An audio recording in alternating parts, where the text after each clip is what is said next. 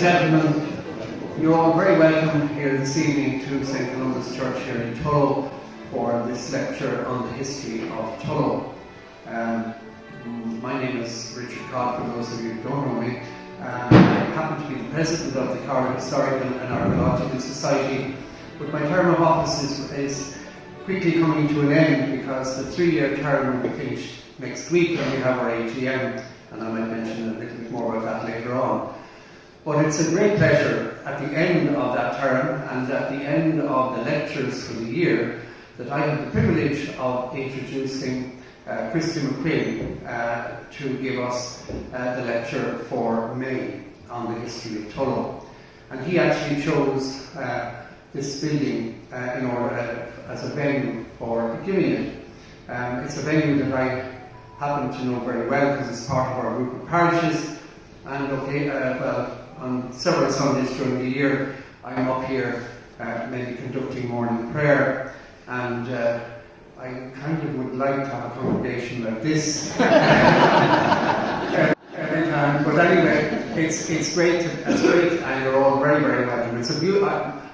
Maybe I'm biased, but I think it's a lovely building, and we've got some lovely stained glass. Not a huge amount, but some nice stained glass. And there's this particular monument which belonged to the previous church. And maybe Christy will mention something about that later on, I'm not quite sure. But it's a very historical site here in the town of Tullow. And it's, as I say, a building I like very, very much. But you're all very, very welcome here, and thank you all for coming.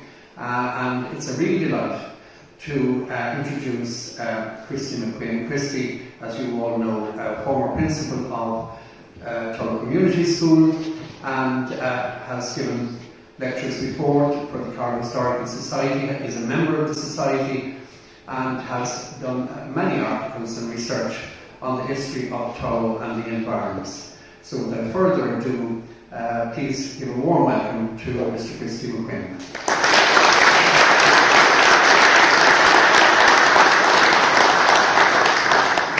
Thank you, Richard, President.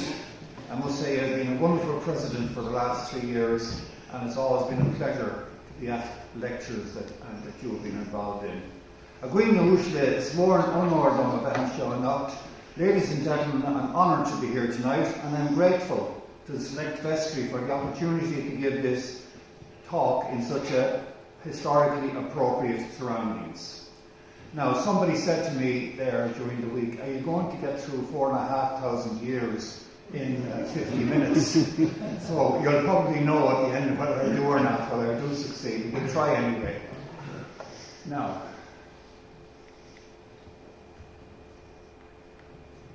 Rathgall, 2,500 before Christ. There's probably about 2,000 years of history there.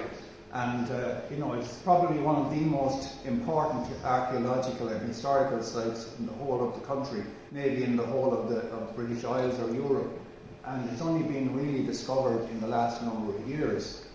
This man here, Professor Barry Rafferty, I remember him well in Tullow. He started in the late 1960s excavating out at Rathwood. He stayed in the town here in Bridie Forest, down on Tullow Beg.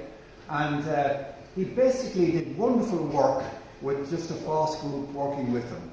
Now, 2011, I was out there myself and I happened to see this group there, and I asked them who they were, and they told me that they were from UCD Archaeology School, and that they were basically completing Barry's work.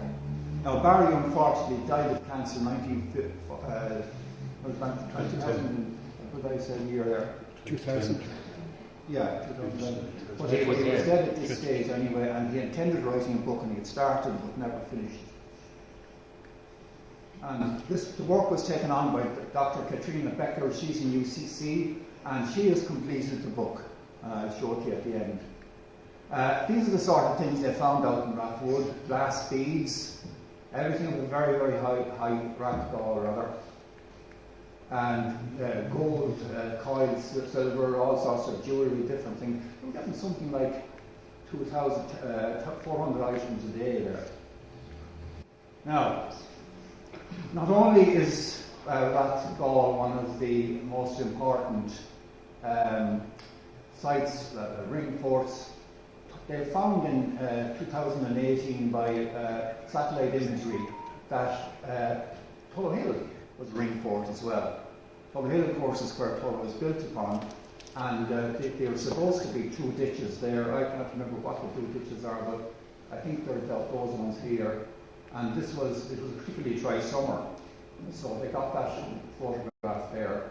And these are all the ring forts and hill forts that are in the area. There's Tullow Hill, there's Knockeen, or there's Knocklow rather, Knockeen and Rathgall. And basically, they're all kind of the same distance from one another, and they're all very, very important for defence and war and so on.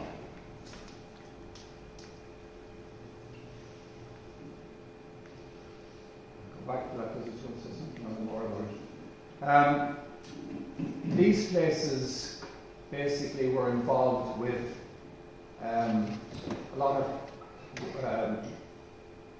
bronze casting, Iron Age, glass, and even cremations. And they maintain in the book that most of the people lived in Knockeen, or Knockeen there, and went on to work as a station here in Rathgall. And there are lots of standing stones in the area. This is probably one of the most prominent. It's out there in O'Toole's and Rathglass. There are 2 of them together. This one actually has the Ogham. Now, Ogham was kind of around the time of before St. Patrick, and strangely enough, that when they translated this one, this says Dona Deus Maci Mariani, which means of Donate, son of Marianus. And the item about that is that's an Irish name and that's a Latin name. So they reckon that this has something to do with maybe there were some Roman influences in the area before St. Patrick came. Now, why is Tullow so important? Well, it's one of the most ancient historical rootways of Ireland, from the hill of Tara, and this is called the Slieve Colon. It comes down through Tala, right down through Baltinglass, right down to Tullow, down towards Gore's Bridge, down to the Old Ross, and down to Waterford. And of course, that's mainly the N81 at the moment. So it is, and there were 5 main routes from Tara. In the Eskers of fame, Slieve Moor there is one of the most famous. As you often heard at school, there was no real overall power in Ireland. There were a lot of small kingdoms called Tuas. And the one that was around here was the O'Kinsellas, or the O'Kinsella were the dynasty around here in the 5th century. And a son of the O'Kinsella called Famine was an ancestor of the O'Failmada sept, and Tullow was the capital of the northern O'Failmada. So therefore, if you look at this here, you'll see that there's the O'Kinsella, this sort of thing, and then a division of them was the northern O'Failmada and the southern O'Failmada, and Tullow was about here, and the capital of that dynasty was Tullow O'Fail. Now, we come on to Rathvilly. And one of the film, his father was Criffin, or maybe his brother, King of Leinster in 450. This is the mural taken in St. Patrick's Church in Rathvilly, and there St. Patrick baptising the King of Leinster. Now, I think his brother was the Famine that the Tullow was called after. His father was Éann O'Kinseley, and he was very anti-Patrick, and in fact, when Patrick tried to land at Arklow, he wouldn't let him. So he eventually had to go up towards the Boyne and down to Trim and so on. But his son converted. And that's the well in Rathvilly where he's believed to have been baptised. And of course, Ireland was full of holy wells. This is a map that shows all the dots there, the holy wells all over Ireland. Of course, they were from pagan times, and they were regarded as kind of a way into the other world. And of course, when the Christians came, they Christianized them and they used them for baptism. The baptisms in churches only happened in a later time. Not in those times, they used to be baptized in rivers and in pools. And there's the one in Tullow, Tubberwilly, which is Our Lady's Well out on the Ballymurphy Road. and that's the one that's in the St. Austin's Abbey. The one out the Ballymurphy Road is supposed to have curing properties. The one here is not claimed to have any. And that's St. Catherine's Well, it's in Castlemore. And it's very interesting, that one, in the grounds of Eustace Duckett's place there, or Eustace rather. It's St. Catherine actually is St. Catherine of Alexandria, which is in Egypt. And there was a great devotion to her in Ireland at the time, and they called it out there Catherine's Well. St. Fortune was a grandson of the High King of Ireland, or grandson of Niall and the hostages, and son of King Lear and the Welsh princess Scotland. Now, he was converted in Trim by St. Loman, a nephew of St. Patrick, and that's the River Boyne. You see, when St. Patrick wasn't allowed to land at Arklow, he went up along the Boyne, left his boat on the Boyne, and he then, St. Fortune was coming along and he heard St. Loman singing the Psalms or something like that, and he asked him about it, and he explained Christianity, and he and his family. His mother was a Welsh princess, Scotland. Now that's St. Patrick's Cathedral, Church of Ireland Cathedral in Trim. The rector there was the Reverend Robert Jones, who was a class pupil of mine, taught him honours maths up in the school. He's retired now, he's up in Rathvilly. This is a mosaic in the Catholic Church there, and it shows St. Patrick in the boat going up the Trim. That's St. Fortune's Well in Killutranon, which is down near Bagnus in Marshall Parish. And you see, when St. Loman, who was the Bishop of Trim, died, St. Fortune then was made bishop, and he only lasted 3 days as bishop, and he then decided to become a hermit and went down to this place here in Killutranon, and eventually then he actually came to Tullow. So that's the 10th or 11th century church, because the original churches would have been wooden churches. And that's in Boris stained glass window, because St. Fortune was a famous craftsman working particularly in metalwork, and you can see various religious items there on the floor that he's working at the forge there. St. Patrick's Bell and Shrine in the National Museum. St. Fortune was one of the 3 blacksmiths that St. Patrick had. So basically, that St. Patrick's bell could have been made by him, I don't know. And there's a monk ringing a bell, and that's a roundabout up in Trim.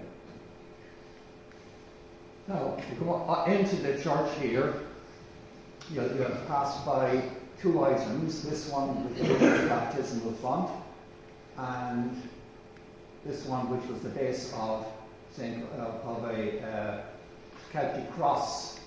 When St. Fortune came to Tullow, they're not quite sure where he actually had his, he came as a hermit, and the hermit then became a scholar, and he became a school, and he began to teach scripture, and he began to teach metalwork here in Tullow. So it possibly was here on this site. Some other people have said Cross Row or down the Ballymurphy Road, I don't know. And now, one of his pupils was St. Finian of Clonard, who was extremely famous. And I don't know if you read this, but I'll actually read out for you. He was a native of Michael. He was placed under the care of Fortune until about age 30. And then he went to Wales, and he studied under Saints Sadok, Caddock and Gildas in Wales. He returned to Ireland, and he founded monasteries at Howell, Money, and the very famous one, Clonard, right in the centre of Ireland. He's known as the teacher of the Irish saints and the spiritual father of 3,000 monks, which included the 12 apostles of Ireland. And he founded a Howell there, monastic church, and it was linked with the founded by St. Van, linked with the 11th century with a religious house founded by St. Fortune in Tullow, and Church of Ireland still is connected with the parish of Archaeology. Now, St. Rena was a sister of St. Finian, and her feast day, the 18th of December, she had three sisters. Other sisters, St. Cummin and St. Cronin of Ardenhoe, which is on the way out to Carlow, back road there, Blackstone Road, which is Callininega, which means the cell of the daughters of Hugh. And she, St. Rena, had sons, and her sons were also Saints McConnell, who succeeded St. Finian in Clonard, and saying that nobody has held about St. Garvon of Kilmagarvol, which means the church of my young Garvon, which we call Kill of the road about 3 miles out of Rathvilly. So Kilmagarvol means the church of my young Garvon, and they call it with an og at the end of it, it's kind of a term of affection. And his feast day is the 26th of March. Now that's Kilmagarvol house today, and the Bulgers live there, various people have lived there. The Brunburys have lived there at one stage, the Bulgers, and I think the Murphys, yes, the famous business family here in Tullow. And by the way, just on that particular one, in Comerford said in the 1813 Ordnance Survey map showed a site of a graveyard, and all traces of the church and graveyard have disappeared. Now, the linking of St. Patrick with St. Columkill, and you'll find Patrick died 461. A pupil of his was Fortune 500, a pupil of his was Finian, died 549, and Columkill died 595. And Columkill and Fortune were descended from nine of the 9 hostages. There was also a niece of St. Fortune called Lazarus. She was a niece, and she was educated at Clonard by St. Filian, and she was placed under the care of St. Kieran later on Tom McNoy's. She studied scripture and spent time in the convent with Finian's sister, which we met her before St. Rena, before founding her own convent. And she was buried in Clonmore, and her feast day is 29th of March, 21st of September. This is another female saint, another patron of Tullow. St. Fortune is a patron of Tullow as well. And she belonged to the tribe called Delany from North Leinster, and they lived as nuns in Tullow. It's mentioned in those books, Ballymote and Lecken, and her relics were preserved in Tullow. Now, this is another patron of Tullow. St. Fortune was a Welsh disguise of Scottish, and he was one of the 7 beautiful sons of Angus to come to Ireland from Scotland. He was a Slavette of St. Columkill. He was the abbot of Bangor, County Down. Tullow Fortune, which Tullow was called at one stage in Tullow after St. Fortune, and Drumcliff, where Gates is buried in Sligo. And he's also associated with Ballyhorn, County Down, and Kiltiernan in County Dublin. And again, he has the Mo in front of his name, Mohira, my young Tornan. Died in 634. And his feast day is the 12th of June, and he's mentioned in a lot of the old books. He said to have written, St. Columkill wrote a poem about Tornan. He featured in a poem by St. Moling, and he's mentioned in the Archaeology of Donegal and the Lower Brack, and in the calendar of Taylor of Angus, Tornan lasting, full of deeds, and over a wide ship full of seas. Now, then we move away from the old Irish church and we move to the situation when the Normans come to Ireland, everything changes. And until 1171, Tullow had been the capital, as it says, of the Ufelmada Tui, the northern Ufelmada. In that year, the local king, MacDalbeg, made submission to King Henry II, and in 1189 to 1192, the manor of Tullow was granted to Theobald Fitzwalter by Prince John. Now, the manor means not just the houses, all the grounds around it. Theobald Fitzwalter was a brother of the Archbishop of Canterbury, who was probably the most important cleric in England until Cardinal Wolsey, so many years later. Prince John, of course, is the famous prince that became King John and the Magna Carta. The Fitzwalters then became the butlers of Ormond, and of course they're still around. Now this is a very interesting map. It was done in 1656, and it's called the Down Survey Map, and it's Tullow.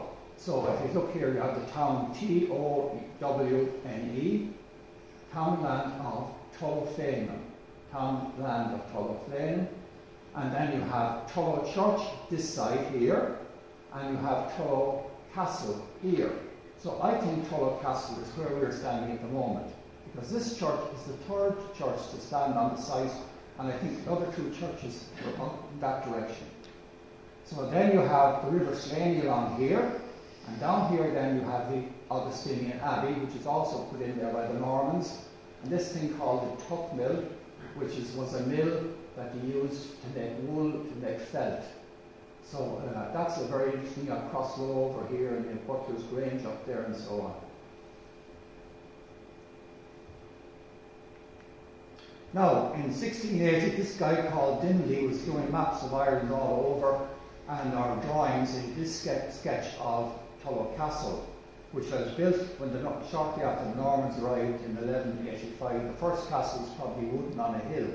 Now, if you notice, you can see all the gables there, and you can see the wall here, and various sections in this black place here. To say possibly would have been the result of a fire, I don't know. And look at the wall outside today, isn't it very similar? The road to Hackettstown. And this is John Murphy's impression of what the castle looked at from another angle. And you can see the various gables there and so on, and the tower and the wall. I'll just go back to the original drawing, and you can see where he got the inspiration.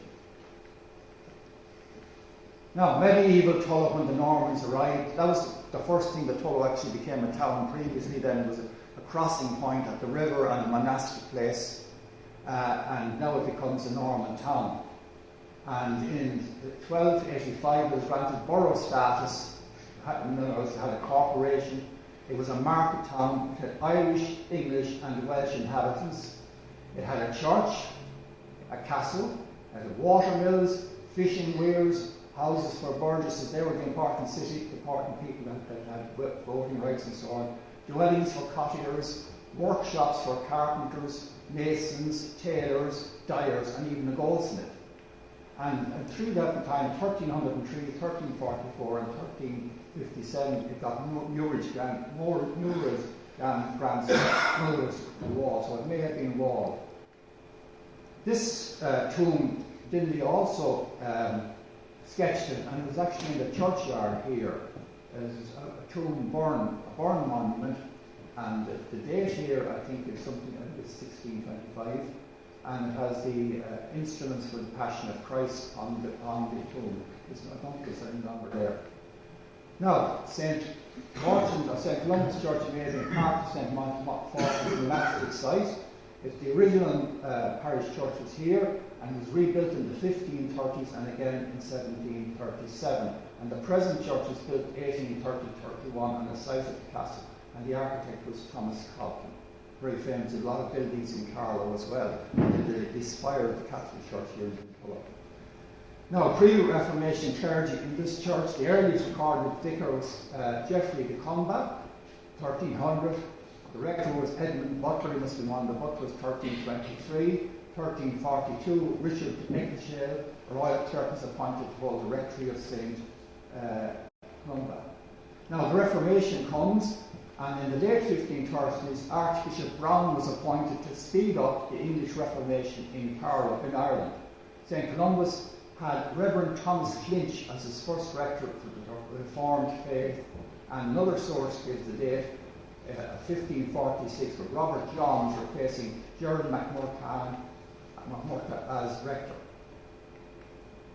Then you had a Gaelic resurgence in the 1300s. Edward Bruce from Scotland invaded Ireland and was crowned king, and I think he was defeated and executed the following year. 1316, David O'Toole attacked Tullow and was repelled, and 400 heads of his followers were sent to Dublin. 1435, Tullow then fell to the O'Byrnes, and basically it was in the control of the O'Byrnes and the Gales up to about 1532, in Pete's birth their butler regained Tullow. Cromwellian times. The 1640s and 50s, the castle became embroiled in the military upheavals of the time. 1642, the Catholic landowners, both Old English and Gaelic, formed an alliance and a quasi-parliamentary assembly known as the Confederation of Kilkenny. And Tullow Castle was first taken by Confederate forces and then captured by Cromwellian with military under Colonel Houston. And he was the guy that also captured Clonmore Castle. Now we jump back again to 1314 and we talk about St. Austin's Abbey, which is down far end of the town. And this was land that was granted by Hugh Talon. Consisted of a house, 3 acres of land in the ancient village of St. John, which we call Templeone. Another founder was Simon Lombard. Lombard provided the money, and I think he came from Lombardy in Italy. Talon died in the abbey as a friar. So that was 1314. And you see, these orders that came through Ireland replaced the old Irish monastic system. They were basically orders that came from the continent of Europe through England, although Dermot McMurray and various people had actually brought them in, some of them in before the Normans came. But this 1314, so you're talking about maybe 150 years or something since the Normans arrived. And again, there's nothing left of the abbey. Now, the Augustinian friaries, these are the ones of all over Ireland. You can see Tullow there. The one in Clonmiles, which is in Wexford, was built at the same time, 1314, and the whole life in there, and quite a lot of them in the west of Ireland, as you can see. Now, the Reformation again affected the Abbey. It was dissolved in 1541 as part of Henry VIII's dissolution of the monasteries in Britain and Ireland. Its church and buildings were stated to be suitable and necessary for defence as they stand on the confines of the Irish Caverners. So that gave out the Caverners, they used the Abbey for defence. Now, it may have looked like this. Again, John, of course, again, with this. The survey at the time said it had an abbey, had a church, a belfry, a dormitory, 3 chambers and a kitchen, and 44 acres of arable land in Tullowfeilin, and 60 acres of land in Mallardstown. Now, Mallardstown, I think, is in Crosslow. Part of this abbey was at Tullowbeg, also known as Tullowcomraw, or the Friars' Hill. On the 13th of December 1557, the site and its buildings, along with the goods and chattels of the friary, were granted by Queen Elizabeth to James, Earl of Ormond. That's the site of the Augustinian.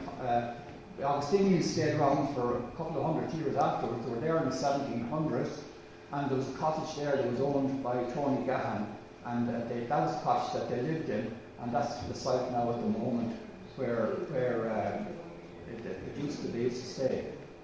And when the Close were doing the building on the house, came across this, covered in behind the wall, came across this old fireplace, which seemingly comes from the 1500s. So they've incorporated it into one of the houses that are there. Now, archaeological work is being done in the area, vicinity of the Abbey, because they're putting in new waterworks there, because we need our extra water with all the people in Tullow. And that's a photograph taken in 2024. And there's my good wife. There's Turtle Bunbury. And there is Paddy Dunn, who is the guy in charge of the dig. And you can see some of the sorts of stuff that they got there, millstones there, and corn drying kiln. You can see the black side where there were fires were on there for the corn, and blackened the stones there. And there's all various houses that came across, which they reckon, were the people that worked in the Abbey. Probably have called it a friary, but everywhere in Tullow calls it an abbey. Now, this is what they had dug up at this stage, and I couldn't put it online or anywhere because they haven't written the report yet. They found the Bronze Age hut, medieval mud wall, the board, annexes and porches, santon, fragments, and other chips of pottery. They would have come from France. Corn drying kiln, charred granite rocks and millstones, stone-lined furnace taken away from study, other shapes, layers, ditches, gullies, and lazy beds. Now, they had a ceremony to mark the 700th anniversary of the Augustinians in Tullow. This was actually in 2015, it should have been 2014. There's Father Andy of parish priest at the time who gave the plaque, and there's a real Augustinian, Father David Kelly from John Lake, whatever, the archivist of the Augustinians in Tullow. So Augustinians are very important, really. And there's another Augustinian.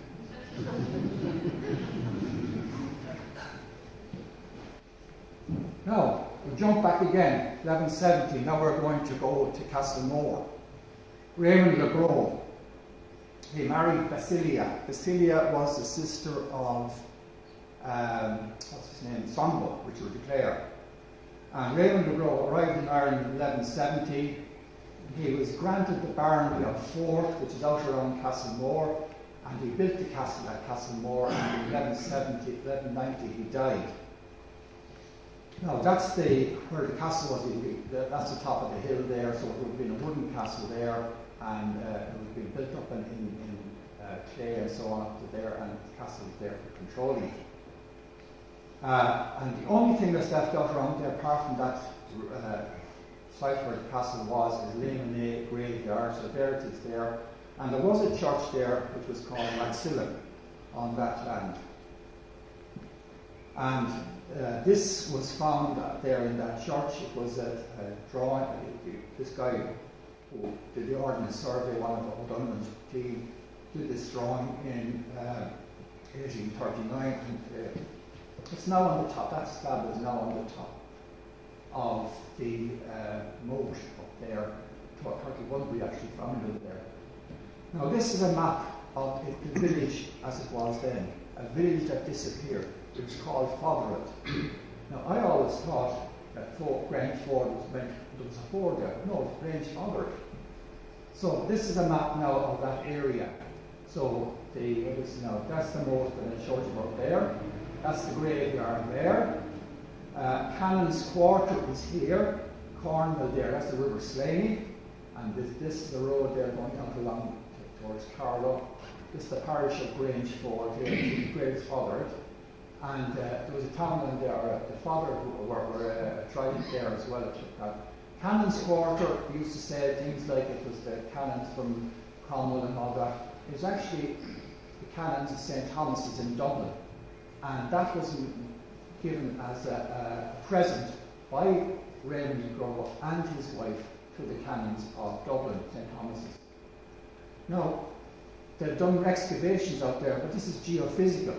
And you can actually see the old village that disappeared. You can actually see the walls of the houses that were along there. And the only thing that's left, as I say, is the graveyard and the moat there. But it was quite a substantial village in its time, and it disappeared around 1314, 1500.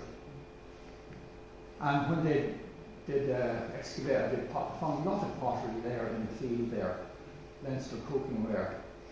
Now, all the local monastic sites there in the Norman times were attached to places in Dublin and so on. So I mentioned them there. Ardriston and Roscat was linked to the Hospitallers of St. John the Baptist of Dublin. Ardine was a church graveyard out there. The Abbey of St. Thomas in Dublin. Ballin Temple to the Knights Templar.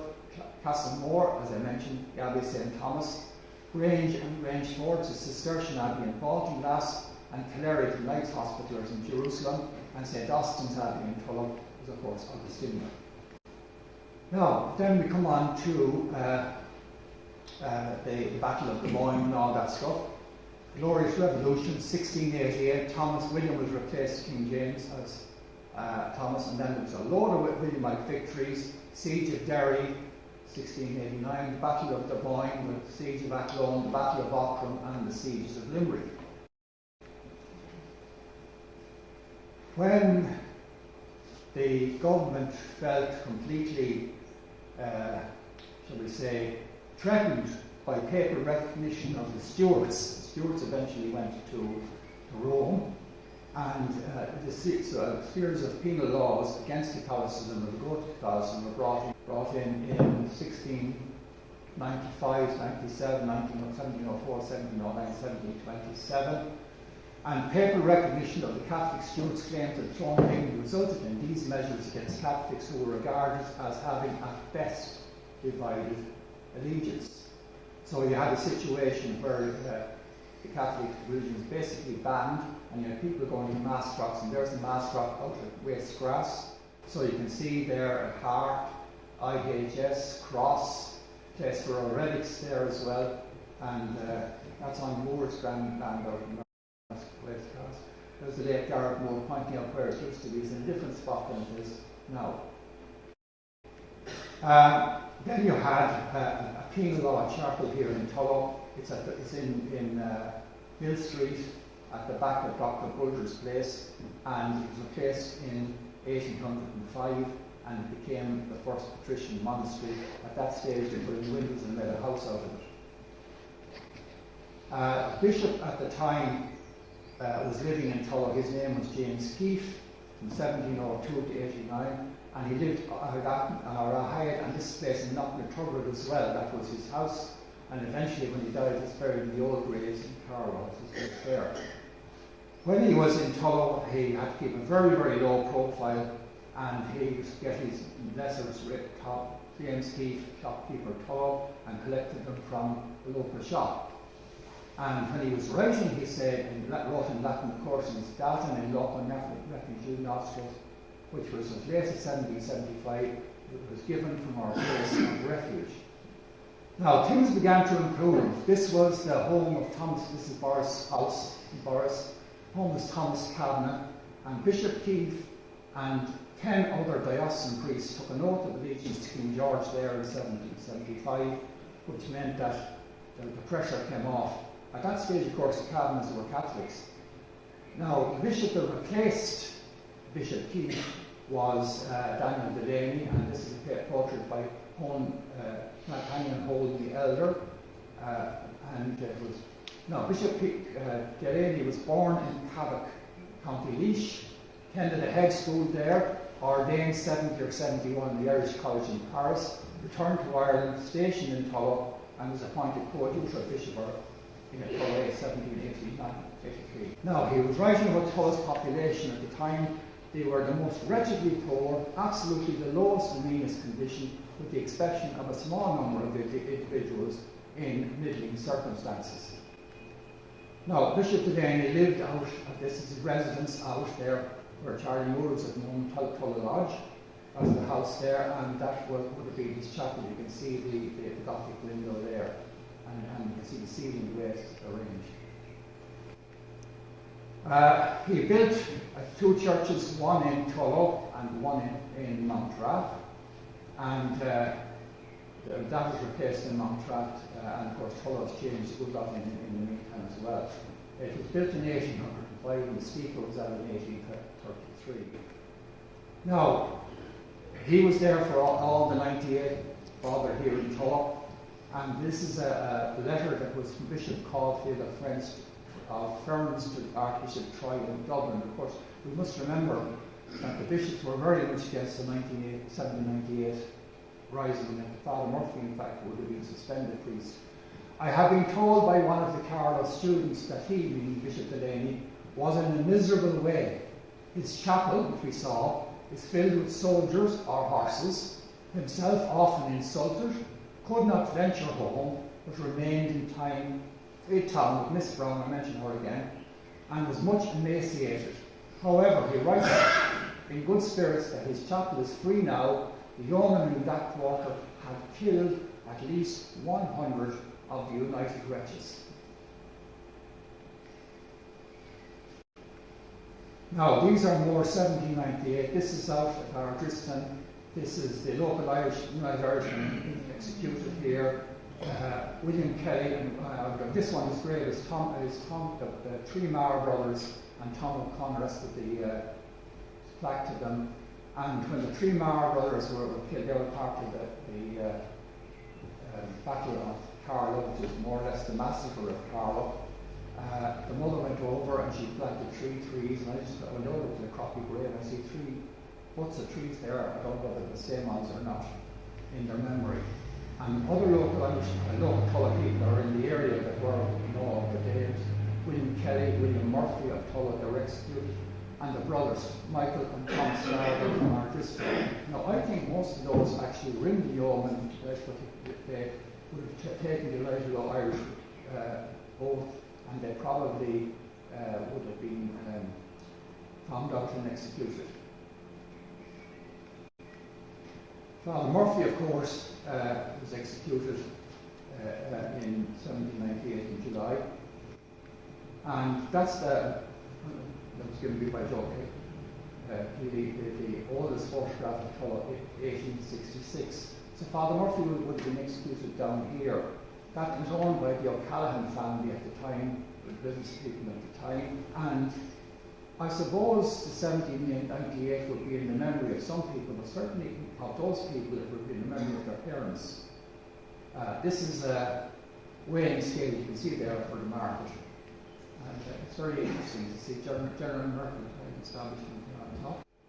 The people of Tullow were very, very poor, as I saw earlier, and also uneducated, and lots of social problems, which Bishop Delany felt that the answer was basically learning and moral teaching with religious. So he started the Sunday schools, and he had a lot of adults trained to teach them, but it didn't quite work out. People were leaving and so on, so he wanted something more permanent. So eventually he formed the Brigidine Sisters and the Patrician Brothers. They were the first Brigidine Sisters, 1807. They're Elmer Dawson, Catherine Doyle, Judith Whelan, Bridget Brown, Margaret Easter. They were all local people, and I think Elmer Talon from Clonmore.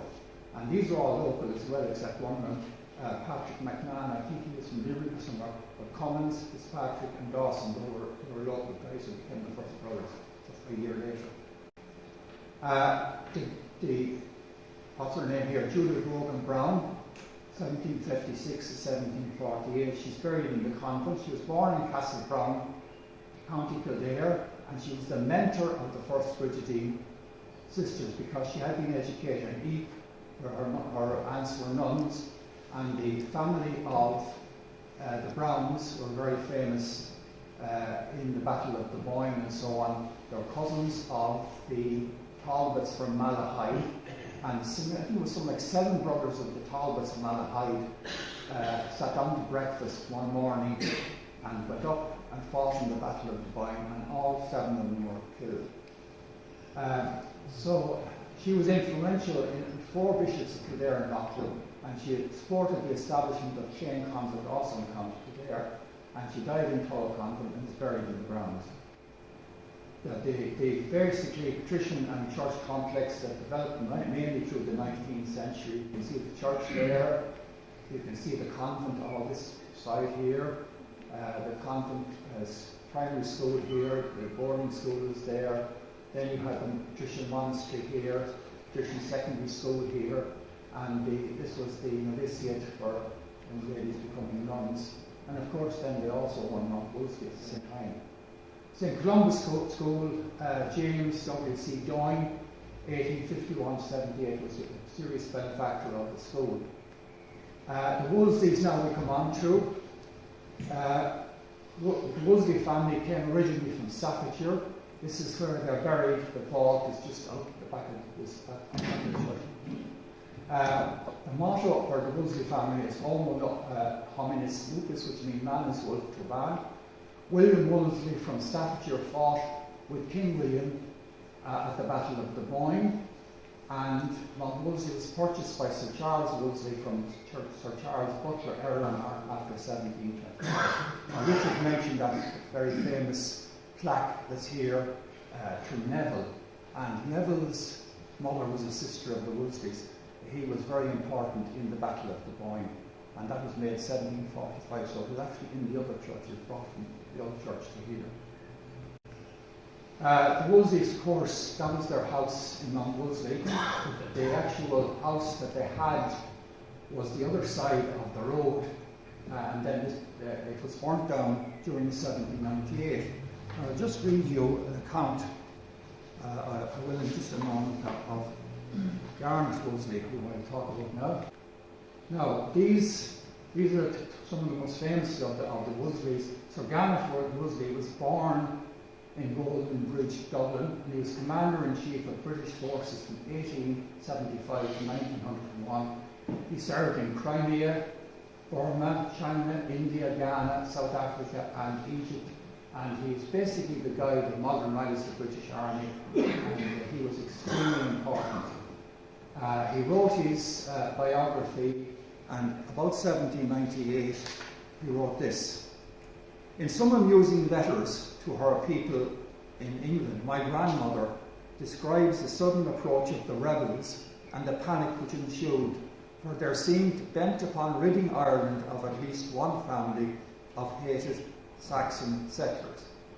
Everyone ran, some on horseback, others in wheeled vehicles they could secure, all making for Carlow, about 9 miles off, where there was a small English garrison. A very plain aunt, to whom as a boy I was very much attached, was forgotten in the hurry and confusion. Finding that she had been left behind, she set off on foot, and being soon overtaken by a yeomanry trooper, we kindly took her up behind him.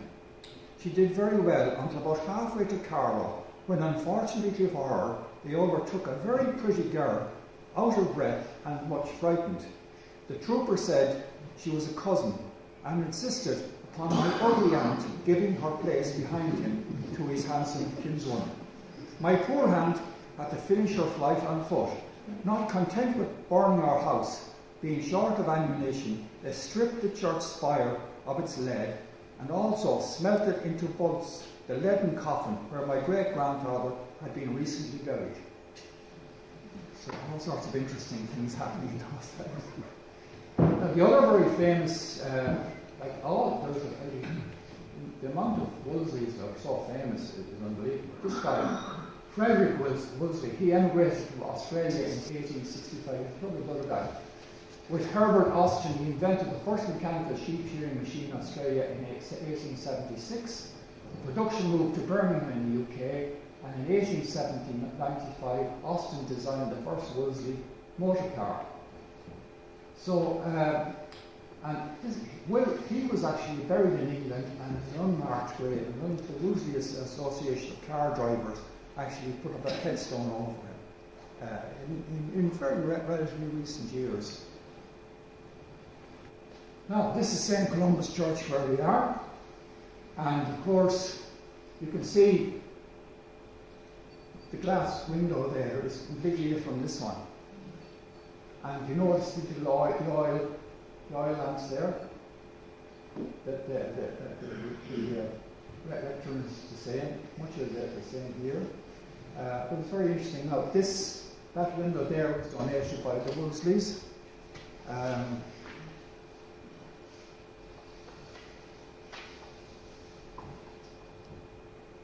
The east window, as the church, represents Christ imparting the Sermon on the Mount, and the inscription reads, dedicated to the glory of God, in loving memory of our father, Sir John Richard Wolseley, Baronet of Mount Wolseley, died 20th of June 1874, and of our fondly devoted, loved and devoted mother, Frances Annabella, his wife, died in May 1907. And then there's another lovely stained glass window over there that Richard mentioned.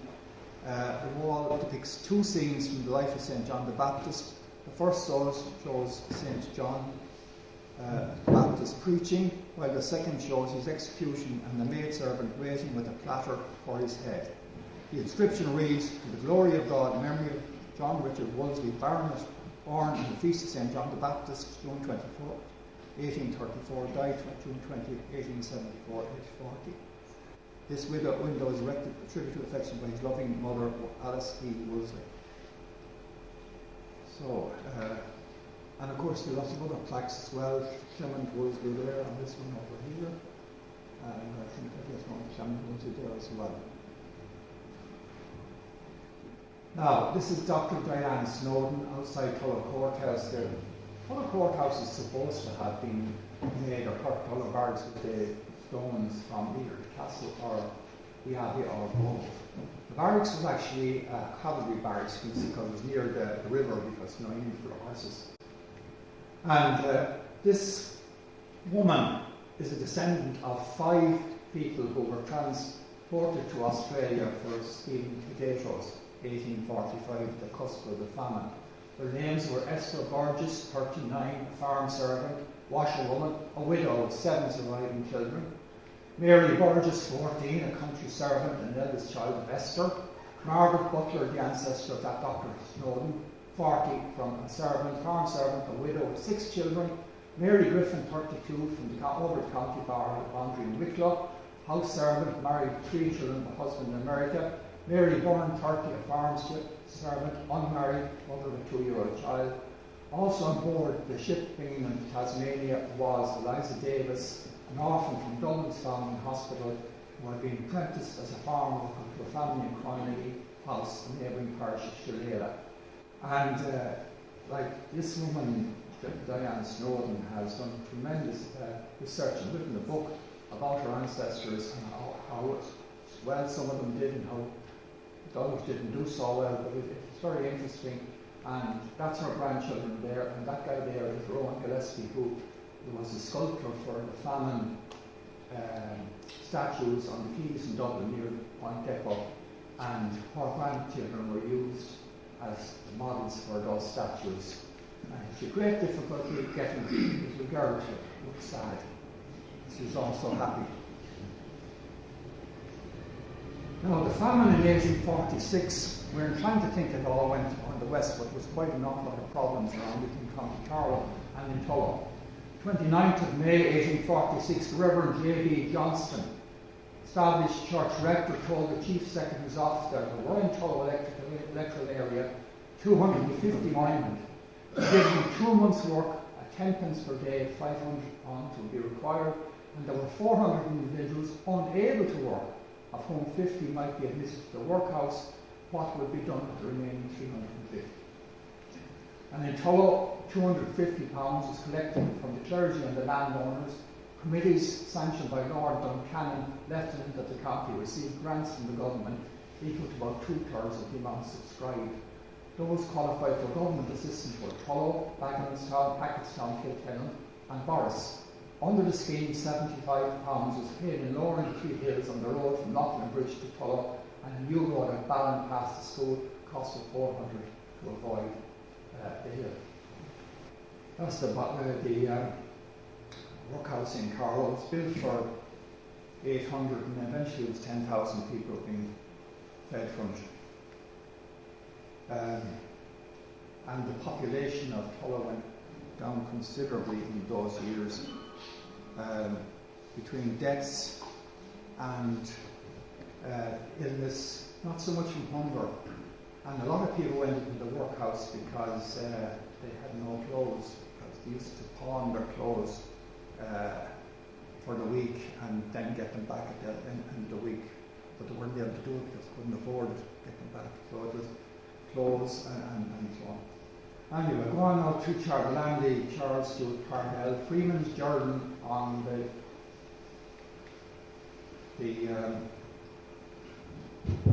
29th of September 1879. There was a meeting in Tullow the day before, and it was addressed by Parnell, and reports an estimated 15,000 people were present. 1880, the first Carlow branch of the Land League was established in Tullow. And from October 1881 to January 1882, Land League activists were arrested, including Daniel Lennon, hotelier and publican, Gerald O'Toole, merchant, and James J. White, hotelier. We're going on to the Great War now. These are the war graves in the Tullow area. And this is Thomas Corcoran of Kill, and he's buried in the Mullon grave across St. Bridget. These 3 are in the Abbey graveyard, beside the Augustinian Abbey. Michael Riley of Bagenalstown, John Cosgrove of Tullabeg Street, and William Byrne of Tullabeg Street. And at least 64 from the Tullow people of Tullow Parish were killed during World War I. Including this man, Captain William Murphy, killed in Gaunchy in the Battle of the Somme, September 1916. And he was from a famous family in Tullow that had a huge amount of business interests in the town. And well, he was a leader of the assault on Gaunchy. I think it was the Bavarians that were attacking. He was killed. The guy, the second in command, was Thomas Kettle, famous Irish politician, barrister, and pharmacist. He was killed. And the guy that took over was Emmett Dalton, who was only 18 years at the time when he captured the hill and got the military cross. Armistice Day, 1919. Colonel Leckie and the Abbey grounds, and these are the 1920s, Remembrance Sunday then. And that area there, you have young boys wearing their father's medals who would have been killed. This is Colonel Leckie here, I think that's Captain Adair, this one here.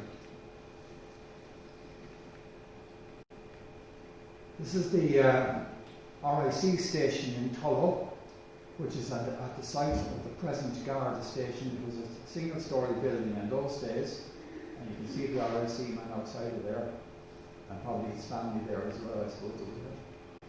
And there was two constables killed on the 8th of September 1920. This is the Garda or the constables to the RIC station here, and it's on that little island there. Finn's garage around there as well. And the Aldi and so on up this way, the Church of Ireland School, St. Columbus is there. So along that road, there was no partner or Dublin road at the time, along that road about 100 yards up, a group of RIC men were basically challenged by the IRA to hand over their arms, and they produced them, and two of them were shot dead and one was injured. This is the report that went to the IRA headquarters in Dublin of what happened. There's a map of where everybody was along there and the names of all the people that were involved. As a reprisal, next day, group of RICs and Black and Tans basically attacked the town of Tullow and tried to burn down. They actually burned down Murphy's, which is now Griffin's, burned it completely down. And they basically tried to, I think they'd gone to the Irish bar beforehand and to get tanked up and removed alcohol from it. And they broke a lot of windows and doors and so on into town. And the place would have been completely burnt, only that the fire brigade was able to get help from the fire brigade over in Carlow and over with Govan's lorry. They actually thought the next day it was going to happen again, so the Tullow people all went to houses out in the countryside. They thought it was going to happen again. And in reprisal for the deaths of Constable Govan, Constable Delany, and serious injury of Constable Houlihan, who had this destruction. This is one of the men that were killed, and that headstone is out in Grange, and it's only appeared in recent times. And the guy that John Gohan would have been from the Gaeltacht. Then we come on to the Civil War, and Tullow was in the hands of the Republican forces for a while, and then was captured by the National Army.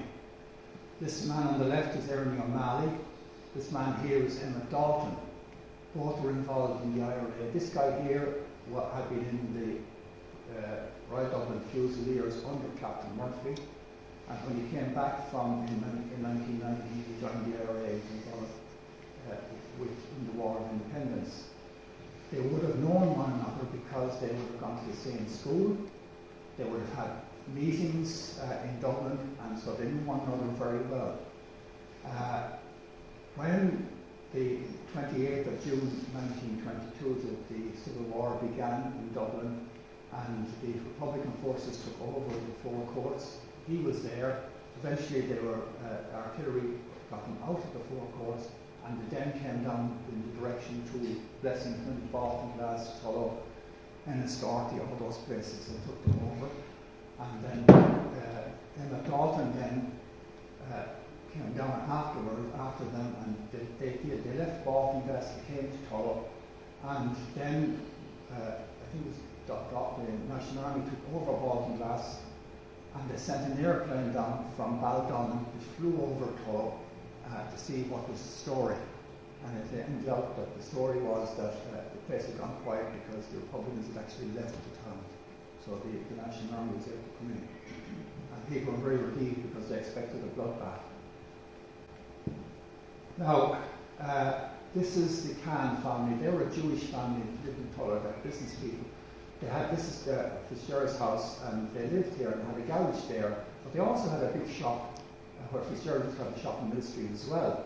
As you can see, mainly girls and one boy, Joseph. One of the girls is called Rachel, and she wrote a wonderful article in the Own magazine about what it was like during the Civil War and how her father used to have to give cues to both sides as according as one side or other took over the town. And when they ran out of size 8, that had to be put up at size 9, 10 or whatever it was. And very, very interesting. One of the girls who worked for them and previously, of course, had her hair cut for fraternising with some of the British armies in previous time as well. But they left during the war. They would be related to Ben Briscoe, who was a famous Fianna Fáil Lord Mayor of Dublin. When the Republican forces actually had been in the Abbey House, they took it over. This is where the Doynes lived. So they took it over, and then they left, and the National Army took in there. And when the National Army left, the Republicans burnt it down. So that was burning afterwards. This is built by Charles Henry Doyne in the 1850s. The Doynes left Tullow a few years before the outbreak of the War of Independence, and St. Austin's was occupied by National Army forces in 1922. Once the National Army had left the anti-treaty forces, the Republican forces burnt it down. And it's now total ruin and overgrown by Thomas Traynor, famous patriot, was born in Tullow in 1882. He was involved in the 1916 Goldman's Mill under Henry Riviera, and he was executed for his part in an event in Great Bunchen Street, which is now Pearse Street, in 1921. And they reinterred for Rotten 10 in Glasnevin. And that's his grave in Glasnevin there. And the flag that was on his coffin was given by his granddaughter, Paddy Hickey, at the 2010 annual commemoration of Thomas Traynor. A few other things about Tullow. Now, it's not all warfare. The farming, we had a creamery here, a rope factory, flax and so on. We had a railway station, branch line 1886 to 1959. We had a famous sportsman, do you remember Doyle, national marathon champion in 1935, coming into the railway station there. And the first golf pavilion, golf club, was in 1928. And it was basically sold or given away during the Second World War because government insisted that all land had to be sold. Father John Murphy Brass Band, early part of the 20th century. Tullow Fire Station there, you can see Tom Dunn and various people, Patsy Callan, Paddy Marr, Tom Dunn, Bill Doyle, Larry Doyle, Phil Callahan, Jim Don Doyle. Now, sum up the whole lot. Margaret Murphy, who is now regarded as the expert on Tullow, she wrote a wonderful article in Carlow, History and Society. She summed up Tullow, she says, Tullow has a long history stretching back to at least centuries. However, its origins as a town lie squarely in the Anglo-Norman period. No doubt it was at this time, like countless other Irish towns, a tool in the hands of colonisers, a means of pacifying territory and opening the land to economic exploitation. The documents reveal, however, that Tullow and its region have always been characterised by ethnic, cultural and religious diversity. The people who came to settle in Tullow in the 13th century and the indigenous population were incorporated into the manor and borough, sharing many traits, not least of which was resilience. Thank you.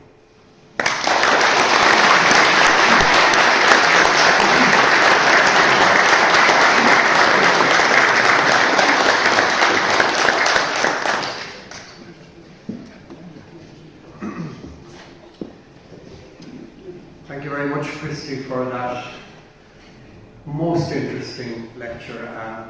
A huge amount of work gone into preparing this lecture for us this evening. So we're indebted to Christy and thank him for the preparation and the delivery of an excellent lecture. If there are any questions, we might take a couple of questions. So, has anyone got any? Yes, Paddy. Very good. Thank you very, very much for your lecture. It was illuminating. I live close to a place called Bullring, and around there, I believe there was another, just a couple of years behind me, near Canadian, was a medieval church, possibly owned by a Norman knight. I'm just wondering, you wouldn't know anything about that by any chance? Ballypacket would be the Penal land? No? I don't know anything about it, but it's probably possible to find out. Yeah. Because there was an amazing number of churches that were everywhere, and they're just heaps of stone at the moment, a lot of them, you know. Thank you. Yeah. Charlie. Just might say thank you for that wonderful lecture showing back on the it was literally 4,500 years with ease. But